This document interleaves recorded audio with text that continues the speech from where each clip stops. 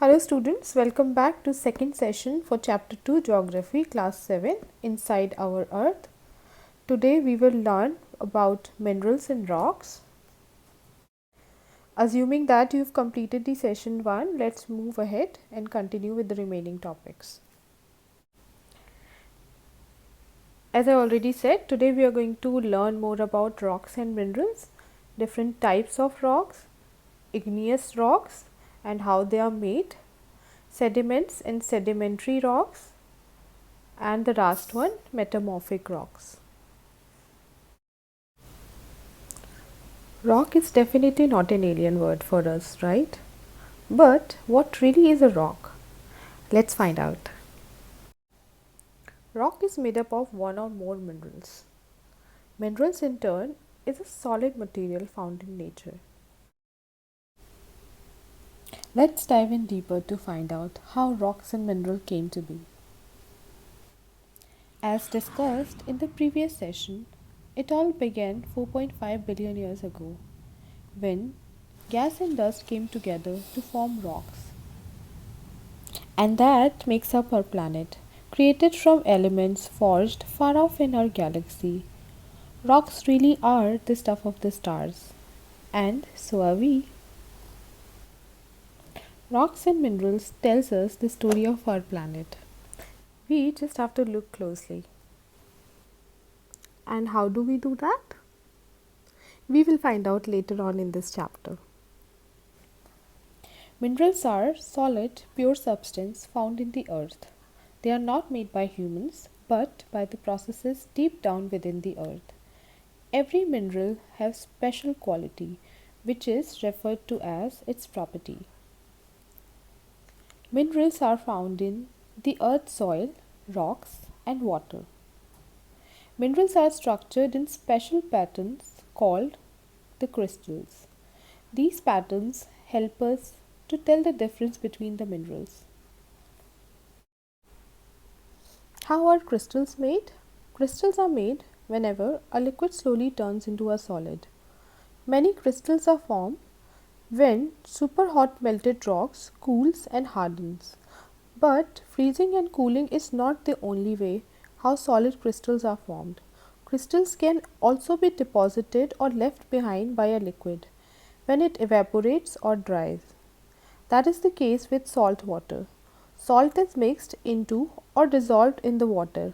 However, when the water evaporates or dries up, the salt forms solid crystals.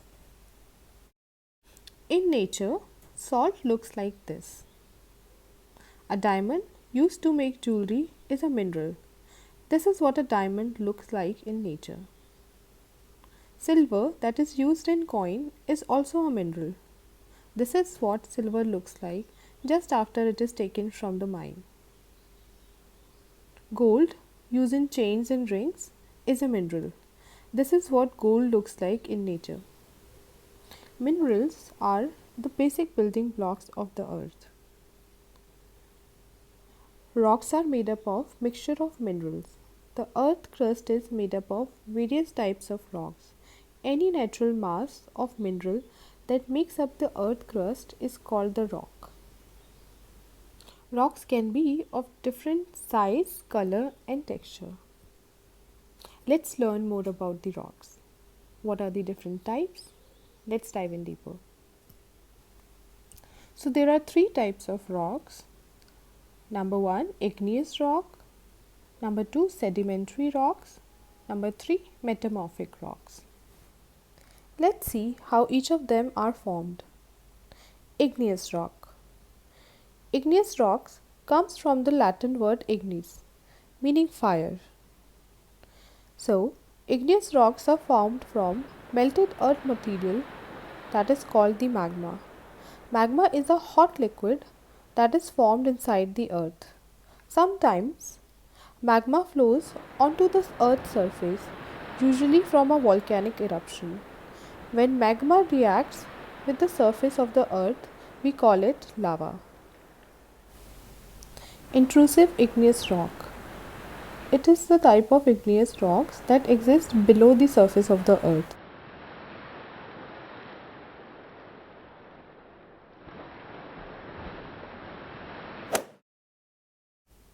Granite is the most commonly found intrusive igneous rock. On the other hand, extrusive igneous rocks are formed when volcano erupts, lava cools quickly to form small crystals creating extrusive igneous rock. Basalt is an example of the same, which makes up most of the ocean floor. And an interesting fact, also most of the moon. Moving on to the next topic, sediments and sedimentary rocks. The name comes from a Latin word sedimentium, meaning to settle down. Over time, rocks are broken down by the weathering effect, like water, wind, heat, and ice.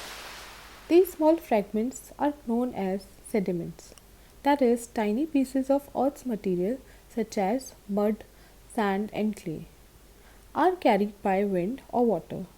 Over thousands of years, the layers of sediments are pressed together to form rocks. We call this type of rocks sedimentary rocks. For example, sandstone and limestone.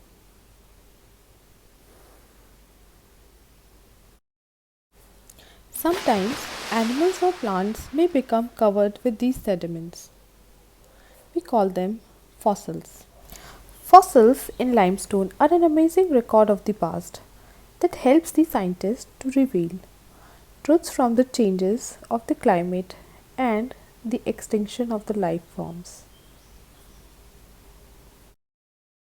Fossils can preserve an entire organism or just a part of it.